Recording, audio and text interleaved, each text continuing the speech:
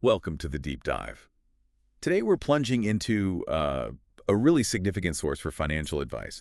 We're unpacking The Total Money Makeover by Dave Ramsey. Yeah, this is one of those guides that, it really takes a no-nonsense, kind of tough love approach to getting your finances sorted. It's built around a very clear, very structured plan. And look, if you've ever struggled with debt, maybe felt overwhelmed by bills, or you just wished you had a clear roadmap, well, this deep dive is definitely for you. What's really key here, the foundation of it all, is this idea that it's not just about money. It's fundamentally about changing your behavior. Exactly. Ramsey himself says it, right? Personal finance is 80% behavior and only 20% head knowledge. That's such a powerful statement. It shifts the focus, doesn't it? Away from just spreadsheets and calculations towards our habits, our gut reaction when it comes to spending or saving. Yeah, it suggests that knowing the math isn't the hard part for most people. It's actually doing it consistently, sticking to it. Right. It's about needing a system that makes you confront those behaviors, maybe ones you don't even realize are holding you back. It's a very different angle compared to purely, logical financial planning. So the whole thing is built around these 7 baby steps, a sequence. Very specific order, yeah. Designed to build momentum. We're going to walk through all of those today, talk about why it clicks for so many people, and maybe touch on some criticisms too. Okay, let's get into it. What's really striking about Ramsey's approach is how he takes something that feels incredibly complex, finance, and just simplifies it. He gives you this framework that's meant to be, well, brutally simple, easy to act on. Especially if you feel totally stuck in debt. Exactly. It's less about fine-tuning every little percentage point and more about decisive action, tackling those psychological barriers people have with money. It definitely feels very practical. And looking at the source material, a few core ideas jump out immediately. First, this absolute conviction about debt. Oh yeah, debt is the enemy, full stop. He says, the borrower is slave to the lender. That phrase really sticks. So the plan starts with this intense focus on getting rid of all of it.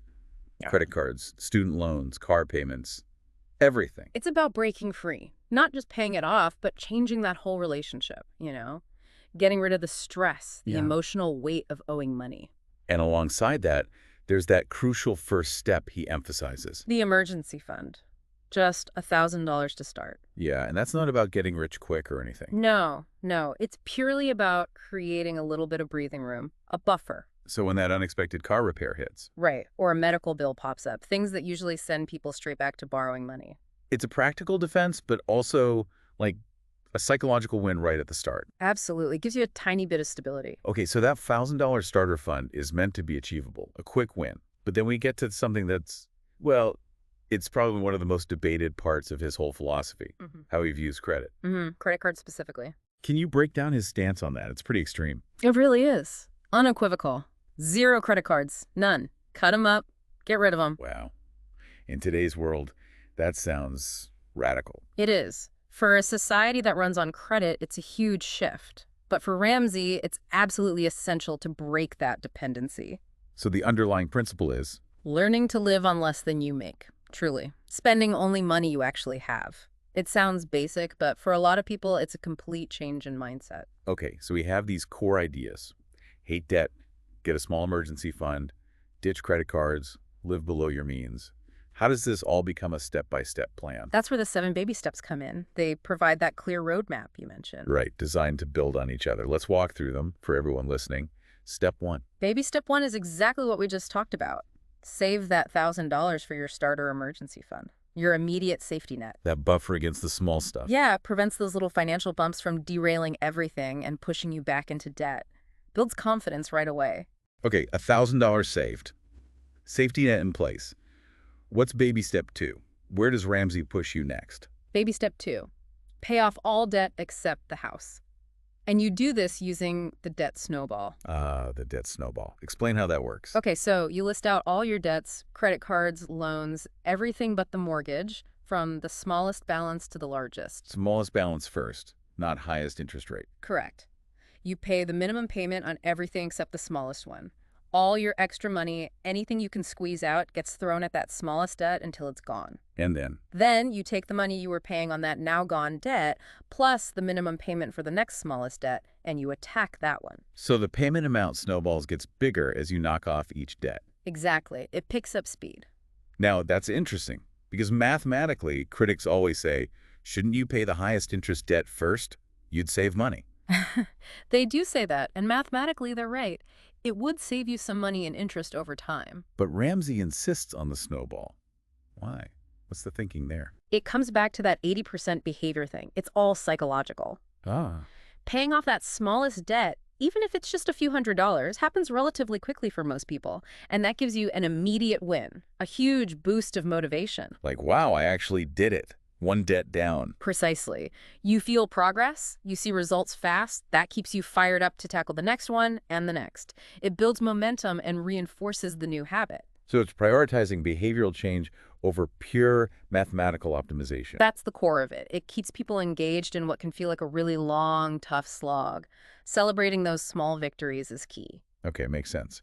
So after the debt snowball, you're debt-free, except the mortgage. What's baby step 3? Baby step 3 is where you build your full emergency fund. You take that initial $1,000 and you keep saving until you have 3 to 6 months worth of essential living expenses set aside. So a much bigger cushion now. Oh, yeah. This is your serious safety net. This protects you against major life disruptions, losing your job, a big medical issue, something that really shakes things up.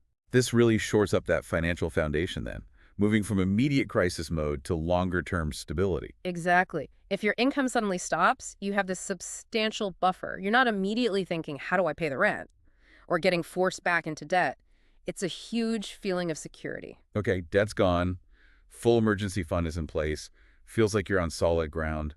Where do you go next? Now you start looking towards the future. Baby step 4 is investing for retirement. The goal. Invest 15% of your gross household income specifically for retirement. And how does he suggest doing that? He emphasizes using tax-advantaged accounts. So things like your 401k, if your employer offers one, or IRAs, individual retirement accounts. The focus is on long-term growth. So this is where the wealth building really starts to accelerate. Absolutely. You're harnessing the power of compounding over many years. That 15% figure, it's pretty aggressive, but for many people who've gone through the earlier steps, it becomes achievable. The aim is to build a really substantial nest egg for the future. Makes sense. What about baby step 5? Baby step 5 is for parents. Save for your children's college education. The goal being to help them avoid the debt trap you just escaped. Precisely. Help them start their adult lives without student loans hanging over them. He recommends using college savings plans like ESAs, education savings accounts, and 529 plans, which also offer tax advantages. Okay, so retirement's getting funded, college is planned for. What's left? Baby step 6 takes aim at the last remaining debt, the mortgage. Pay off the house early. Yep. Become completely 100% debt-free. Imagine owning your home outright, no payments. That sounds amazing. That must feel like ultimate financial freedom for a lot of people. It really does. It speaks to that deep desire for security. Getting rid of what's usually your single biggest monthly expense frees up an enormous amount of cash flow, reduces stress massively. Opens up options for other things. Definitely. For more investing, for travel, for being generous. Which leads perfectly into the final step. Baby step 7, build wealth and give. So at this point, you've done it all. No debt, house paid off, investing consistently. Yeah, now it's about continuing to grow your wealth, enjoying the financial peace you've built, and being able to give generously. Creating a legacy. It's the culmination, the goal line. Looking back at all 7 steps, it's clear why it works for so many. It's structured, step by step. And as we discussed, it's incredibly emotionally motivating. You see tangible progress along the way. Those quick wins, especially early on, really reinforce the changes you're making. Okay, so we've laid out the whole plan. Let's shift gears a bit. What do people consistently say they love about this approach? When you look at the feedback, what really stands out? I think the number one thing is probably its simplicity. It cuts through the noise. Right, no complex jargon. Exactly. Anyone feels like they can understand it and, more importantly, do it even if they feel their situation is hopeless. And the book is packed with success stories. Those testimonials are powerful, aren't they? Seeing real people who turn things around. Hugely powerful. And then there's that core behavioral focus we keep coming back to. It's not just teaching you what to do with money, it's actively trying to rewire your habits and your mindset around it. For lasting change, that's critical. That behavioral piece definitely seems to be the magic ingredient for many. But like any strong system, it gets pushback. What are some of the common criticisms or the watch out for points people should be aware of? Probably the most frequent one is that absolute zero tolerance stance on credit cards. Yeah, cut them up. Right. For people who use cards responsibly, maybe collect points or cash back and always pay them off, that feels overly restrictive. Unnecessary, even. They feel like they're being penalized for others' lack of discipline. Sort of, yeah. Or that they're missing out on benefits. Another area is the investment advice. Baby step 4. It's quite basic. It leans very heavily on actively managed mutual funds. What's the issue there for some people? Well, he doesn't really talk much about other very common, often lower cost options like index funds or ETFs, exchange traded funds. So if you're looking for a more diversified or perhaps more modern investment strategy, you might find his advice a bit limited. Got it. Anything else? There's also the point about accessibility, especially at the very beginning. You mean for people with very low incomes? Exactly.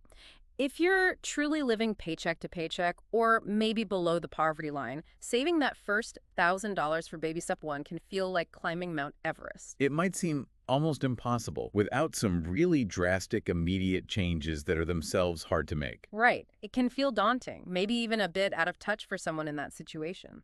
The plan assumes a certain level of income or ability to cut expenses that might not be realistic for absolutely everyone right off the bat. Those are fair points to consider. Context matters. It does. But that said, as a foundational roadmap for getting control, especially if debt is the main problem, its track record is hard to argue with for the people it's aimed at. It clearly prioritizes getting stable and eliminating debt above everything else. Yeah, and for millions, that's precisely the starting point they needed. So that really wraps up our deep dive into the Total Money Makeover. You should now have a really solid grasp of its core ideas and those famous 7 baby steps. Yeah, I think the main takeaway is just how straightforward it aims to be. It gives you these concrete tools focused on, number 1, getting completely out of debt, then building that emergency cushion, the $1,000 starter, growing to 3-6 months of expenses. And underpinning it all is that fundamental shift. Live on less than you run. It really is about changing habits deep down, not just fiddling with a budget spreadsheet. Exactly. And we've looked at both sides, right? The things people love, the simplicity, the focus on behavior, all those success stories, and the things to maybe watch out for, the very strict no credit cards rule, the somewhat basic investment advice that might miss things like index funds, and the fact that those first steps could feel really tough if your income is extremely low. Absolutely. This deep dive, and really the book itself, it's presented as a practical guide, not just theory. It's a proven path for people who are ready to commit to getting debt-free and finding financial independence. So here's something to think about, maybe mull over after listening. What does this all mean for you? If Dave Ramsey is right, and personal finance really is 80% behavior, how could focusing more on your habits around money rather than just the numbers alone be the most powerful step you could take towards financial control, no matter which specific plan or strategy you end up choosing?